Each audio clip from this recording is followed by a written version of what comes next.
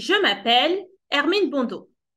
Dans cette capsule vidéo réalisée pour le Centre francophone du Grand Toronto, nous allons découvrir ensemble Microsoft Excel, le logiciel tableur de la suite bureautique de Microsoft Office et Microsoft 365 si vous optez pour l'abonnement Microsoft. Au premier abord, Microsoft Excel peut paraître comme un logiciel très complexe.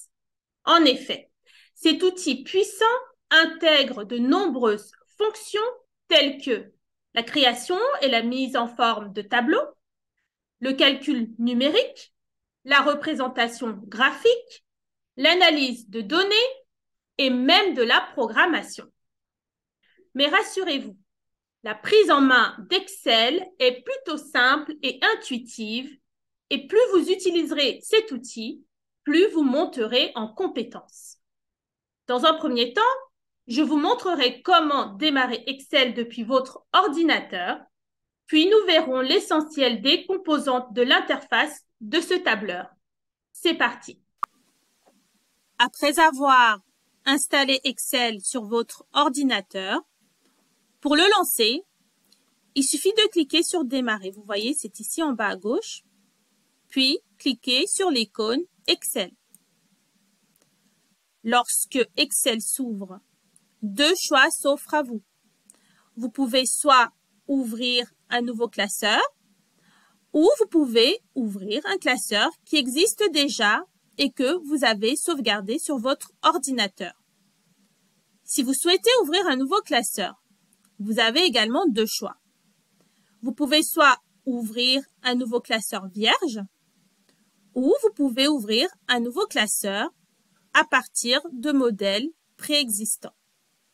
D'ailleurs, si vous cliquez sur « Autre modèle », vous allez voir une liste plus exhaustive de modèles qu'Excel vous propose. Alors, ouvrons un nouveau classeur vierge. Il faut savoir que les fichiers dans Excel sont appelés classeurs. Chaque classeur est constitué de feuilles. Ici, par exemple, c'est la feuille numéro 1. Vous pouvez créer une nouvelle feuille en cliquant ici sur le bouton plus. Donc, vous voyez, j'ai feuille 2.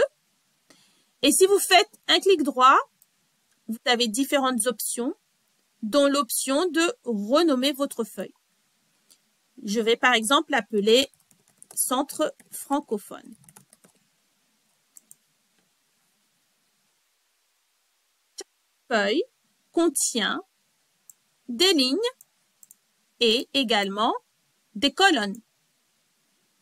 Les intersections entre les lignes et les colonnes délimitent les cellules. Donc, une cellule est l'intersection d'une ligne, en l'occurrence la ligne 7, et d'une colonne, la colonne D, cette cellule-ci. Les données sont entrées et affichées dans les cellules. Donc, je peux par exemple rentrer des données chiffrées ou des données texte. Alors, le curseur de la souris en Excel est un signe plus. Vous voyez? Et lorsque vous double-cliquez dans une cellule pour entrer des données, le curseur de la souris prend la forme d'une barre verticale. Plus, barre verticale. Voici maintenant les principales sections de l'environnement Microsoft Excel. Tout d'abord, nous avons ici la barre d'outils d'accès rapide. Cette barre est personnalisable. En cliquant ici, vous pouvez la personnaliser. Et elle donne accès aux outils dont on a très souvent besoin, comme Nouveau, Ouvrir ou Enregistrer. Donc, par exemple, si je veux ajouter Ouvrir et retirer Ouvrir. Ensuite, nous avons ici la barre de titre. La barre de titre affiche le nom du classeur, classeur 1, et elle affiche également le logiciel ici Excel. Donc, nous savons que nous sommes dans un environnement Excel. À droite, nous avons l'option de recherche, ici. Puis, tout à droite, nous avons différents boutons, dont le bouton des options d'affichage du ruban. Si je clique, je peux masquer automatiquement le ruban. Je peux afficher les onglets ou je peux afficher les onglets et les commandes. Il y a également 3 autres boutons. Réduire, agrandir et fermer. Si par exemple, vous cliquez sur le bouton Réduire, Excel se replie dans la barre des tâches. Pour afficher à nouveau sa fenêtre, il suffit de cliquer sur l'icône ici, correspondante dans la barre des tâches. En dessous de la barre de titre, nous avons ici le ruban. Alors, afin de vous aider à trouver rapidement les commandes dont vous avez besoin pour effectuer une tâche, le ruban est constitué d'onglets. Ces onglets sont classés par fonctionnalité et chaque onglet est subdivisé en plusieurs groupes. Examinons les principaux onglets. Tout d'abord, l'onglet ici « Fichier ». Cet onglet donne accès à la vue Backstage et vous permet d'effectuer des tâches en arrière-plan comme ouvrir, enregistrer ou imprimer. Vous cliquez sur la flèche pour revenir à la fenêtre précédente. L'onglet Accueil avec les groupes Presse-papier, Police, Alignement, Nombre, Style, Cellules, Édition et Analyse. L'onglet Insertion avec les groupes Tableau, Graphique, Présentation, Graphique Sparkline, Liens et Commentaires. L'onglet Mise en page avec les groupes Thème, Mise en page, Mise à l'échelle, Options de la feuille de calcul et Organiser.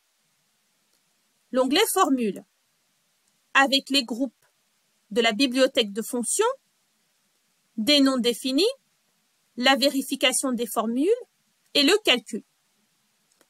L'onglet Données avec les groupes Récupérer et transformer des données, Requêtes et connexions, Type de données, Trier et filtrer, Outils de données et Prévision.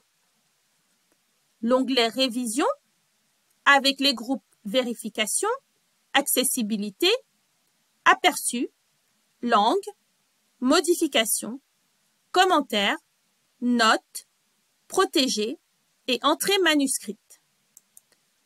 L'onglet Affichage avec les groupes Feuilles personnelles, Mode d'affichage, Afficher, les options de zoom, de la fenêtre et des macros. L'onglet Automate avec les scripts Office et les modèles de flux. Enfin, l'onglet Aide propose des ressources pour vous aider comme contacter le support. En dessous du ruban, nous avons ici la zone de nom. Alors, cette zone affiche le nom de la cellule sélectionnée. En l'occurrence ici, c'est la cellule E8. Si je sélectionne ici E3, ici B3. Ensuite, nous avons la barre de formules. Cette barre affiche et permet d'entrer les formules de calcul et les fonctions de la cellule active. Donc ici, on retrouve les fonctions. Ensuite, nous avons l'espace de travail. Alors, l'espace de travail correspond à l'ensemble des cellules où vous entrez vos données. Lorsque vous sélectionnez une cellule pour entrer vos données, par exemple, je vais sélectionner cette cellule. Vous pouvez voir ici que sa bordure se met en gras. Mais également, ses en-têtes de sa ligne, donc 3, et de sa colonne F, sont mises en surbrillance. Ensuite, nous avons plus bas les barres de défilement. Vous pouvez défiler à l'horizontale ou vous pouvez défiler à la verticale. Nous avons en dessous le mode d'affichage. Il s'agit ici de l'affichage normal, de l'affichage page et de l'affichage aperçu des sauts de page. Je reviens à l'affichage normal. Enfin, nous avons l'outil Zoom qui vous permet d'agrandir ou de diminuer. Et voilà, nous avons pu parcourir les commandes et les fonctionnalités d'Excel.